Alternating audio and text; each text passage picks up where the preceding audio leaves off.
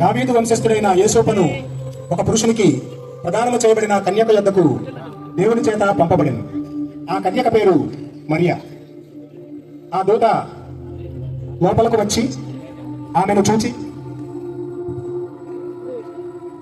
మరియా మరియా, దయాప్రాప్తురాలా, నీకు శుభము, ప్రభువు నీకు తోడై ఉన్నాడు. మరియా ఆ మాటకు బహుగా తొందరపడి ఈ శుభవచనం ఏమిటో అని ఆలోచించుకొనుచుండగా, మరియా, భయపడకుము, దేవుని వలన నీవు కృప పొందితివి. ఇదిగో, నీవు గర్భము ధరించి కుమారుని కని ఆయనకు యేసు అని పేరు పెట్టెదవు. ఆయన గొప్పవాడై సర్వోన్నతుని కుమారుడనబడును. ప్రభువైన దేవుడు ఆయన తండ్రి అయిన దావీదు సింహాసనమును ఆయనకిచ్చును. ఆయన యాకోబు వంశస్థులను యుగయుగములు ఏలును. ఆయన రాజ్యము అంతము లేనిదై ఉండును. నేను పురుషుడు ఎరుగున దానినే, ఇది ఎలాగూ జరుగును? పరిశుద్ధాత్మ నీ మీదికి వచ్చును. సర్వోన్నతుని శక్తి నిన్ను కమ్ముకొను గనుక నీవు పుట్టబోవు శిశువు పరిశుద్ధుడై దేవుని కుమారుడనబడును. దేవుని చెప్పిన ఏ మాట అయినను నిరర్థకము కానేరదు. ఇదిగో, ప్రభుదాసురాలను ఈ మాట చొప్పున నాకు జరుగును గాక. మరియా యోసేపునకు ఆమె భర్త అయిన యోసేపు నీతిమంతుడై ఆమెను అవమానపరచనల్లక రహస్యముగా ఆమెను విడనాడ ఉద్దేశించింది. అతడు ఈ సంగతులను గూర్చి ఆలోచించుకొనుచుండగా, ఇదిగో, ప్రభువు దూత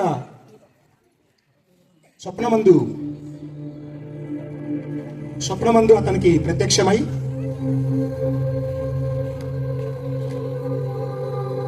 యోసేపు, యోసేపు, దావీదు కుమారుడవైన యోసేపు, నీ భార్య అయిన మరియను చేర్చుకొనుటకు భయపడకుము.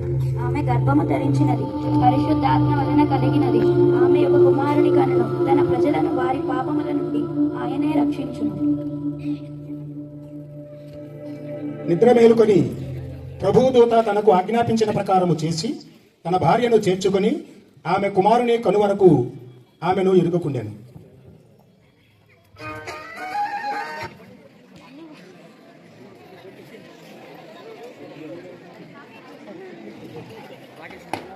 ఆ దినములలో ఇందు మూలముగా యావత్ ప్రజానీకమునకు తెలియజేయనది ఏమనగా, సర్వలోకమునకు ప్రజాసంఖ్య వ్రాయవలనని కైసరు ఔగుస్తు వలన ఆజ్ఞ ఆయను. ఇది కురేనియా సిరియా దేశమునకు అధిపతి అయి ఉన్నప్పుడు జరిగిన మొదటి ప్రజాసంఖ్య. అందరూ ఆ సంఖ్యలో వ్రాయబడుటకు తమ తమ పట్టణములకు వెళ్ళవలన. హో! యోసేపు దావీదు వంశములోను గోత్రములోను పుట్టినవాడు కనుక తనకు భార్యగా ప్రదానము చేయబడి గర్భవతి అయి ఉండిన మరియతో కూడా ఉన్నప్పుడు ఆమె ప్రసవగణములు నిండెను కనుక తన పెంచోడు కుమారుని కని పొత్తిగుడ్డలతో చుట్టూ చట్టములో వారికి స్థలము లేనందున ఆయనను పశువుల తొట్టిలో పరుండబెట్టెను.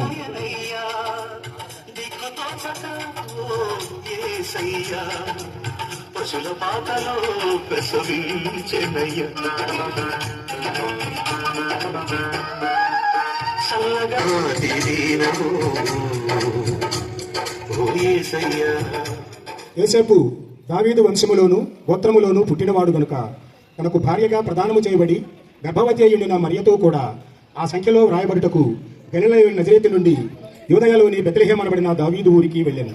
వారక్కడ ఉన్నప్పుడు ఆమె ప్రసవ దినములు నిండెను కనుక తన తొలిచూలు కుమారుని కని పొత్తిగుడ్డలతో చుట్టి సత్రములో వారికి స్థలము లేనందున ఆయనను పశువుల తొట్టిలో పరుండబెట్టాను. ఆ దేశములో కొందరు గొర్రెల కాపరులు పొలములో ఉండి రాత్రివేళ తమ మందను కాచుకొనుచుండగా, ఈ ప్రాంతంలో నుండి మందన మరో ప్రాంతంలో అట్లాగేరా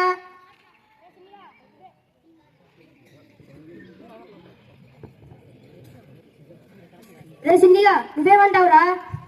అలాగే చిట్కా, చలిలో మమ్మల్ని కాయటం కట్టమైపోతుందిరా. సరేరా, రేపు మందను వేరే ప్రదేశానికి తోలుకెళ్దాం. అలా ఆ గొర్రెల కాపరులు తమలో తాము మాట్లాడుకొనుచుండగా ప్రభువు దూత వారి యొద్దకు వచ్చి నిలిచెను.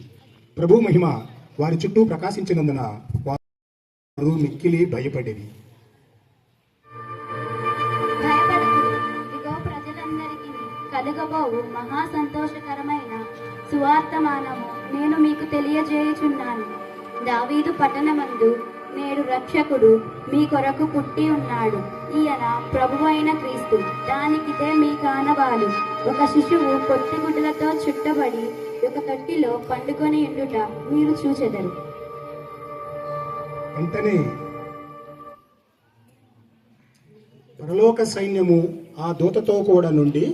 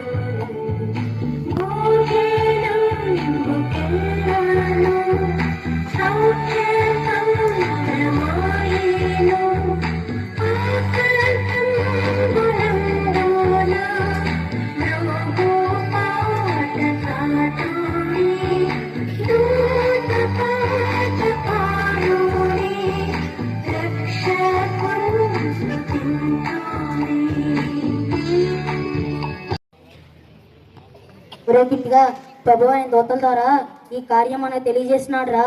మనం బెత్లెహేం వరకు వెళ్ళి శిశువుని చూసొద్దాం పదండ్రా.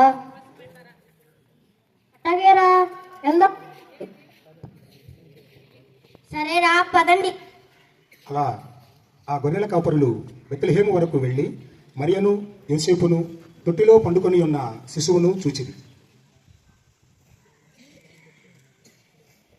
నిజమే రో, రక్షకుడు మన కోసం పుట్టాడు రో.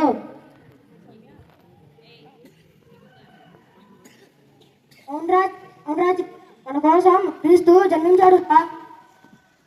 ఈ శుభవార్త అందరి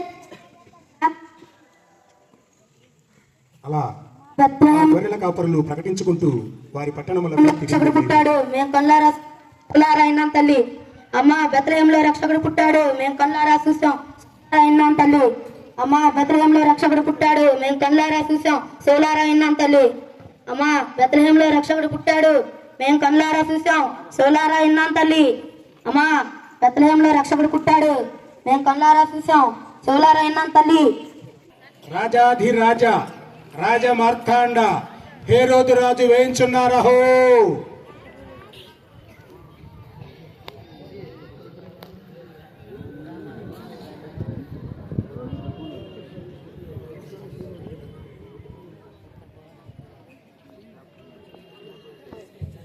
రాజునకు ప్రణామములు.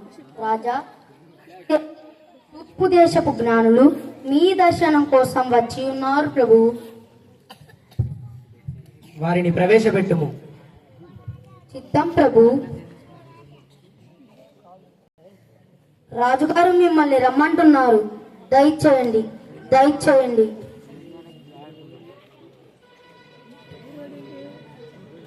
రాజునకు శుభములు. మీరు ఇక్కడకు వచ్చుట గల కారణమును తెలుసుకొనవచ్చునా? రాజా, మేము తూర్పు దేశపు జ్ఞానులము. మేము నక్షత్రములపై పరిశీలన చేయువారము. ఒక నక్షత్రము కొత్తగా వెలియట కనుగొని ఒక రాజు పుట్టాడని తెలుసుకొని ఇక్కడికి వచ్చి ఉన్నాం. కావున యూదుల రాజుగా పుట్టినవాడు ఎక్కడ ఉన్నాడు ప్రభు? తూర్పు దిక్కున ఆయన నక్షత్రమును చూచి ఆయనను పూజింపబెట్టుము. అవునా, మీరు కొంత సమయం వేచి ఉండండి. అలా ఆ జ్ఞానులు కొంత సమయం వేచి ఉన్నారు.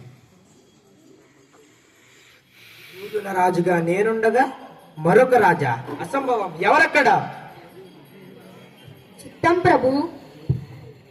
ద్వారా కానీ తల్లి ద్వారా కానీ పాపము ఉండకూడదు. ఆయన జననం పవిత్రమైనదై ఉండాలి. కావున దేవుడు కన్యాకైన మరియను ఎన్నుకొని ఆమె పవిత్రమైనది కాబట్టి పరిశుద్ధాత్మ ద్వారా ఆమె గర్భమును ధరించినది. ఆ పరిశుద్ధుడైన దేవుడు కేవలం స్త్రీ ద్వారా మాత్రమే జన్మించను. ఇది నిజం. ఆ దేశంలో విద్య లేని గొర్రెల కాపరులు దేవుని దూత ద్వారా తెలుసుకొని పసిబాలుడైన యేసును కనుగొని చూచి సత్యాన్ని గ్రహించి ఇది నిజం అని లోకానికి ప్రకటించారు. వారి తరువాత జ్ఞానులు వచ్చి ఉన్నారు. వారు శాస్త్రవేత్తలు. సత్యమేదో అసత్యమేదో వారు గ్రహించగలరు. వారు విద్యావంతులైనప్పటికీ ఈ లోక విద్య మన పాపాన్ని తొలగించదని గ్రహించి నిజదేవుని వారు కనుగొని ఆయన యొద్దకు వచ్చి ఆయనను పూజించి కొనియాడినారు.